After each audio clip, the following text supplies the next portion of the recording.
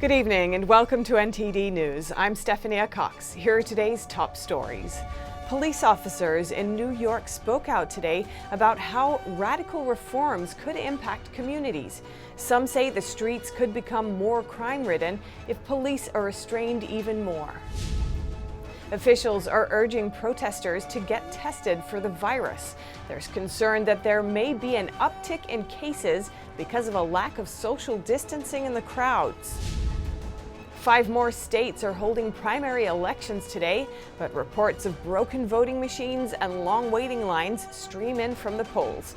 Meanwhile, Georgia Democrats are expected to pick their new Senate candidate to face off against Republican Senator David Perdue.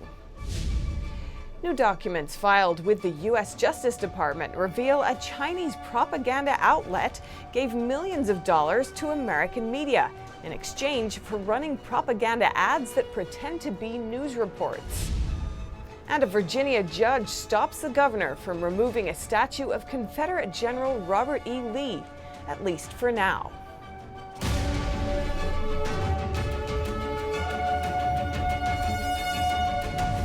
There's been a lot of push to reform police departments nationwide. NYPD police unions spoke out today about how these reforms will impact communities. Some say the changes may embolden criminals to commit crimes. In Brooklyn, New York Tuesday, 7 people were shot in 10 minutes. Victims were taken to the hospitals. No arrests were made, and police don't have anyone in custody. An NYPD union president warns that acts of violence like this shooting could become more common if police are more restrained. Ask yourself, why do they feel emboldened to do it? Because there's no consequence, there's no cops, and we're held back. One policeman says the NYPD is already the most restrained police force in the nation. And now the state is seriously considering passing legislation that goes even further.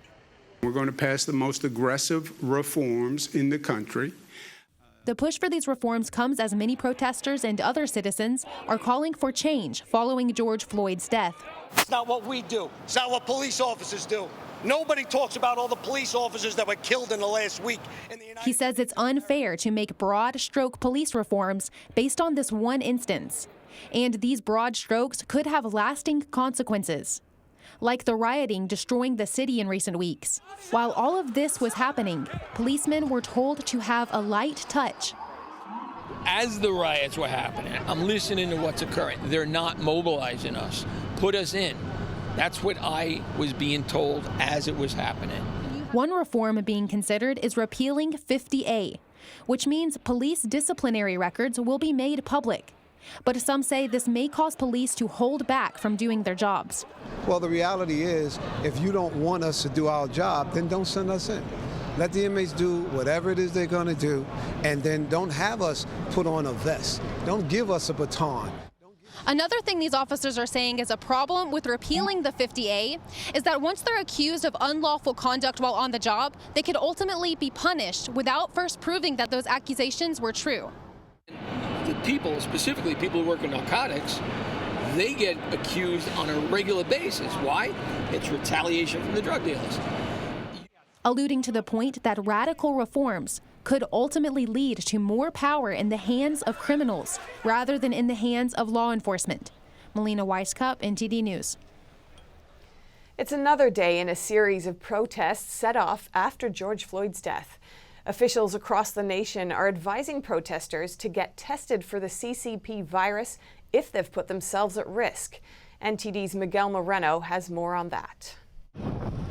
This week, LA's health director told protesters to get tested for the CCP virus and self-quarantine if they've been exposed to large crowds and were around people without masks. New York State is asking all protesters to get tested regardless of their level of exposure. Again, I'm asking all the protesters to please get tests. That is a new question that has been dropped into the mix. We had all these at-home measures, and then we had thousands of people show up for protests. Cuomo says he doesn't know whether the protests will affect the spread of the virus, but the CDC has reported so-called super spreader events during the pandemic where one person affects many more. In one incident, one person is suspected to have infected 32 others during choir practice. Senior scholar Amish Adalja from Johns Hopkins Center for Health Security says the recent protests present a significant risk of spreading the virus. There's a substantial risk of transmitting or acquiring COVID-19 in these protests. These are mass gathering events where people cannot necessarily social distance that well. They are often shouting, screaming, and chanting, which generates droplets, which may then transmit the virus. They are also being sprayed with pepper spray as well as tear gas, which induces coughing. There are many factors that lead to the belief that these protests are going to start waves of transmission. The World Health Organization also urged protesters to keep at least 1 meter apart and wear a mask if they're around other people. But Adalja says the masks don't make up for the lack of social distancing. Hopefully, we've taken the time since March to develop the ability to diagnose these cases rapidly, to isolate them, to contact trace so that we can keep the number of cases that result from these protests bubbling over and putting our hospitals into stress. While Governor Cuomo is asking all protesters to get a test, Adalja says he only recommends it to people who weren't able to social distance and were around people who were coughing. Miguel Moreno, NTD News. The Black Conservative Federation is taking action in response to the protests over the death of George Floyd. The group has formed a bipartisan Millennial alliance. It partners with young adults on both sides of the aisle to try to effect change for the Black community. Our reporter Kevin Hogan spoke with the political director from the group.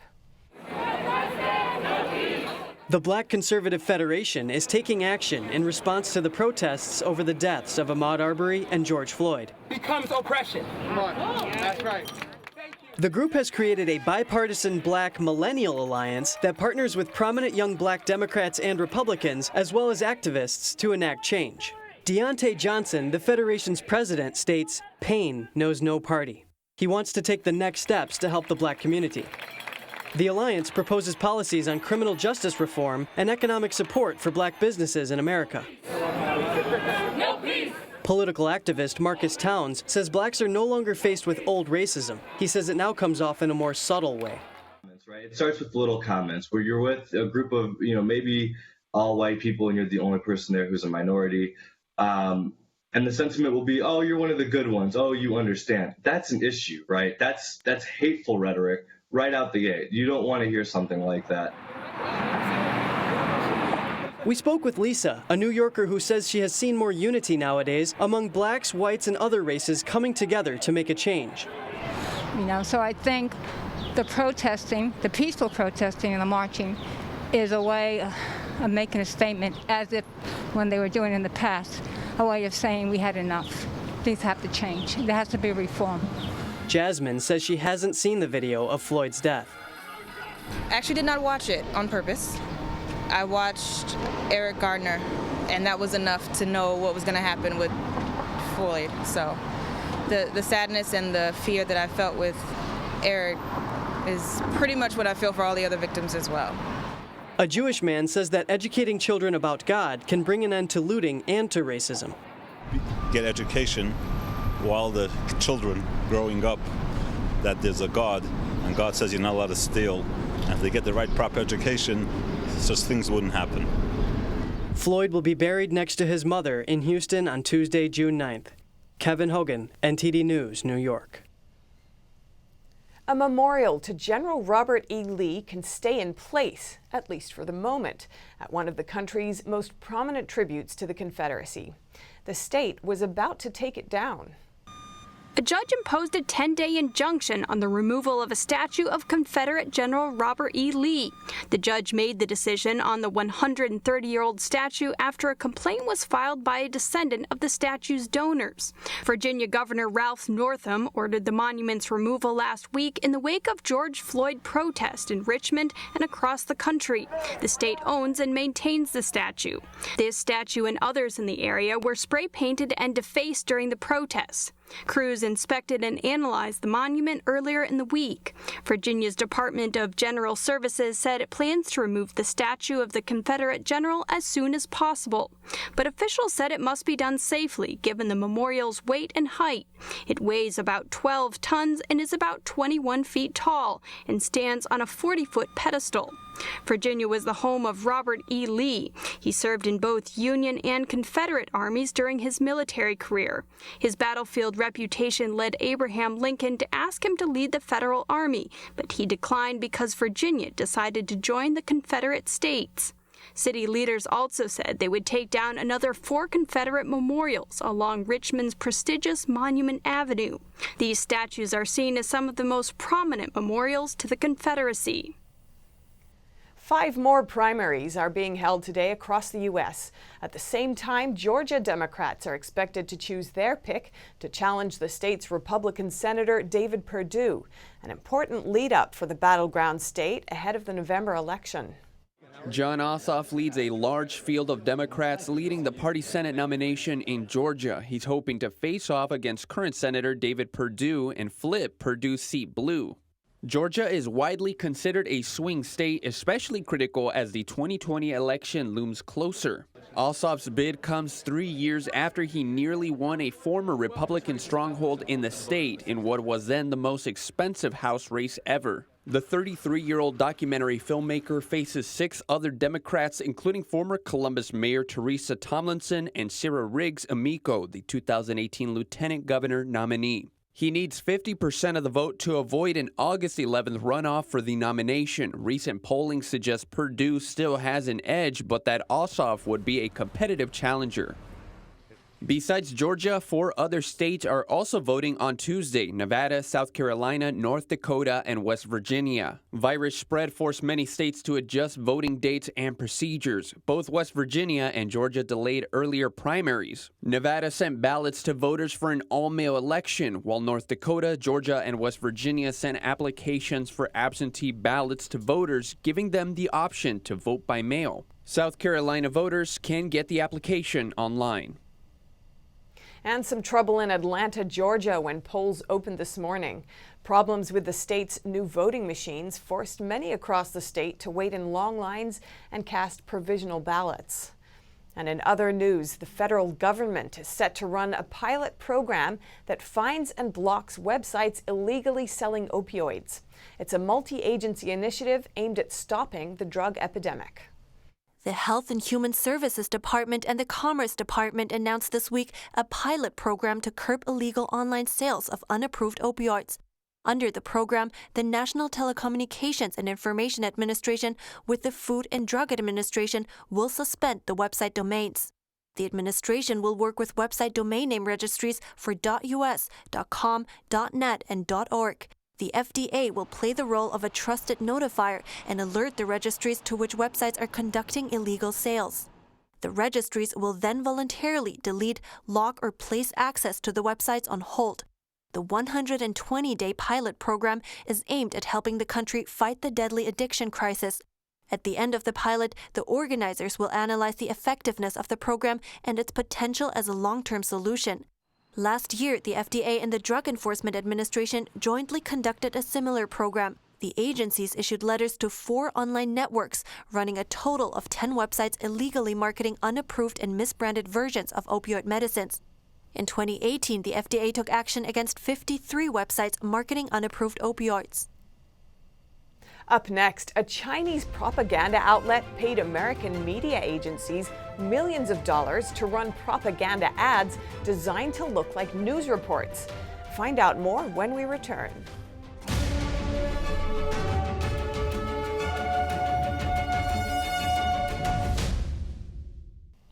An internal government document reveals contradictions in what China's Communist Party members are allowed to do and what's laid out in their constitution. NTD's Tiffany Meyer brings us more. As a member of the Chinese Communist Party, what aren't you allowed to do? An internal document from May 20th shows the party is trying to control every word and thought of its citizens. The document listed 20 restrictions for Communist Party members and demands that they carefully control their words and actions even outside of working hours. Any violation of the rules will result in severe punishment. Some of the restrictions are related to consuming media. The document forbids party members from visiting illegal or reactionary websites. According to China, that includes Twitter and YouTube.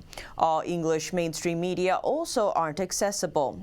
That's unless you get special permission from authorities, like China's 50-cent army, who are assigned to spread CCP propaganda on Twitter, or certain officials tasked with carrying out the so-called wolf warrior policy against the Western world. Another rule bans tuning into overseas reactionary radio and TV programs. For decades, these signals from BBC and Voice of America have been disrupted by the CCP. No American TV programs reach normal Chinese households either. Only by using special softwares can Chinese netizens bypass the regime's firewall and catch a glimpse into the outside world. The rule also imposes regulations on private life. Party members aren't allowed to join local clubs, alumni groups, classmates associations, or veteran associations that are not run by the party. The Communist Party fears any form of social gathering outside of its control because people could secretly denounce the party. Speaking critically about the party's principles or policies, even privately, is also forbidden. Going even further, the party bans practicing or believing in religions as well. In China, there are two kinds of churches. One is organized and recognized by the party. Even its bishops are appointed by the party, not by the Pope. The other one is the underground church, which doesn't follow the party and is strongly suppressed by the regime. The same is true for Buddhism. Uyghur Muslims, Buddhists, and practitioners of spiritual meditation discipline Falun Gong are severely persecuted in China. Now let's compare the rules with China's constitution. Article 35 claims Chinese citizens enjoy freedom of speech, of the press, of assembly, of association, of procession, and of demonstration. Article 36 says Chinese people have freedom of religion. It adds that no state organ, social organization, or individual is allowed to compel citizens to control others' choice of faith. That leaves the question, does the internal document violate the Chinese constitution? New documents filed with the U.S. Department of Justice reveal a Chinese propaganda outlet paid the Washington Post and the Wall Street Journal millions of dollars to run propaganda ads that look like news reports. According to the documents, China Daily has paid over $4.5 million to the Post and nearly $6 million to the Journal since November 2016. China Daily is overseen by the Chinese regime's publicity department, which controls the spread of propaganda. It has a history of spending millions to run propaganda articles called China Watch in major U.S. newspapers, including the Journal, the New York Times, and the Post. Today marks 1 year since nearly 2 million protesters marched in Hong Kong, demonstrating against a bill that would have allowed China to extradite fugitives from the city. And it didn't stop there, but is evolving into a long-term pro-democracy movement. Dozens attended a peaceful lunchtime rally in the Central Financial District Tuesday, marking 1 year since a massive rally that sparked months of pro-democracy protests. A bittersweet milestone, supporters of the movement say their feelings on the anniversary range from hope to fear. We feel that our freedom is being ignored, and we can't stand out to fight. Even we have no right to assemble. So we're feeling helpless. Last year, about 2 million people hit the streets in a city of 7.5 million against the proposed legislation to allow people to be extradited to mainland China, where the courts are controlled by the Communist Party. 1 month later, Hong Kong's leader Carrie Lam suspended the bill, but she stopped short of a formal withdrawal. Free Hong Kong! Free Hong Kong! It would take nearly 2 more months and many more protests before it was formally withdrawn in September of 2019. Now, authorities in Beijing are about to impose a so-called national security law, which activists fear will further curb freedoms. And protesters aren't giving up hope. We'll try to use our wisdom to find some other way to continue our fight. This high school student says his dream is for the Chinese Communist Party to let go and let Hong Kong be free again. Almost 9,000 people, as young as 11 all the way up to 84 years old, were arrested in relation to the protests over the past year.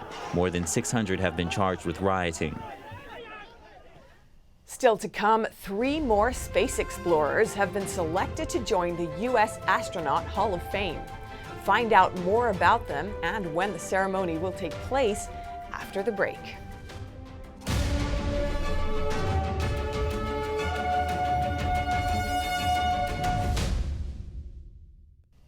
Three former astronauts have been selected for induction into the United States Astronaut Hall of Fame. Let's take a look at those who've been given the honor. Veteran astronauts Michael Lopez Alegria, Pamela Melroy, and Scott Kelly are the latest entrants into the United States Astronaut Hall of Fame. Alegria has more than 35 years of aviation and space experience with the U.S. Navy and NASA in a variety of roles, including naval aviator, engineering test pilot, and program manager. He holds NASA records for most extravehicular activities, as well as cumulative EVA time. I think becoming an astronaut requires so much luck and timing and everything else that's extraordinarily difficult. And this, of course, is, it's icing on the cake. Melroy is an aerospace executive with experience across civil, commercial, and national security space. She is a retired Air Force test pilot and former Space Shuttle commander. She flew 3 missions in space, 2 as Space Shuttle pilot and 1 as commander. And it can't help but make you feel good when people you respect and admire honor you in this way.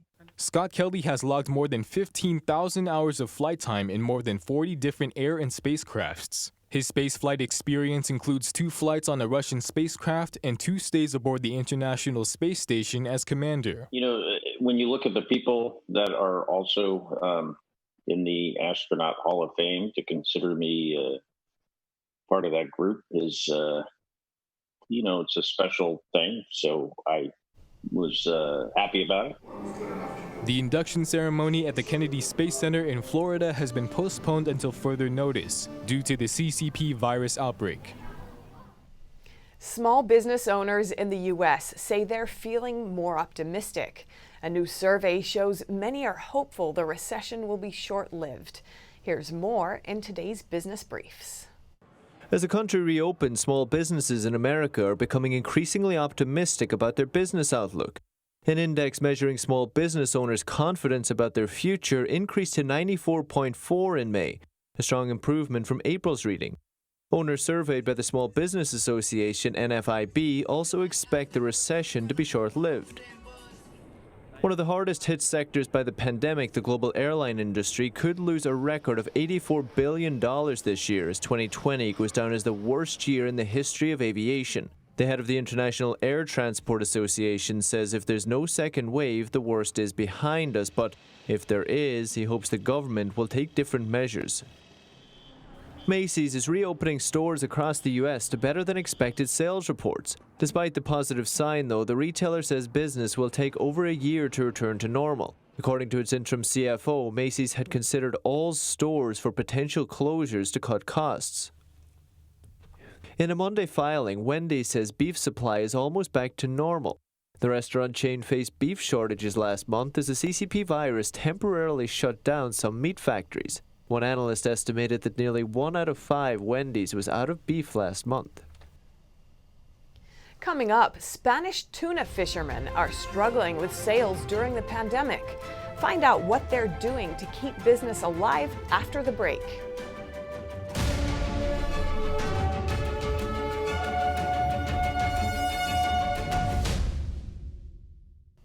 With months-long closures of restaurants around the world, it's not only restaurant owners that fear for their business. Spanish tuna fishermen are worried about declines in export sales.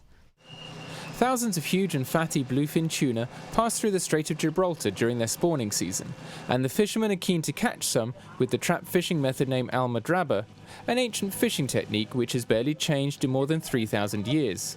But this year, the virus added a new layer of equipment to the fishermen. They brought us masks. They told us the guidelines to follow during the almadraba to try to maintain 2 meters of distance and all that. In the Cadiz region of Spain, around 50% of the tuna caught would normally be exported to Japan, but the closure of restaurants and bars there means demand has dropped. We have been very affected by the state of alarm because it has caused an absolute stop in the trade with bars, restaurants, etc., which are our main clients. A lot of uncertainty has been generated because there has been a lot of regulatory change.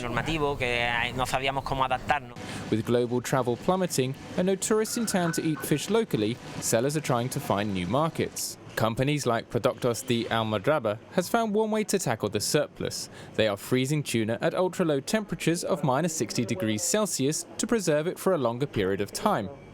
Lockdown restrictions have begun to ease, but people are still not allowed to travel around the country. While the world's virus restrictions remain in place, Cadiz's tuna industry can't net the profits it was accustomed to. And that's all for today's news. Thanks for tuning in. I'm Stephanie Cox.